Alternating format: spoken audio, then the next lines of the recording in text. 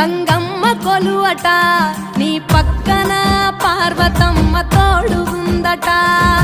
నాగుపాముల నగలే నీకు మోజట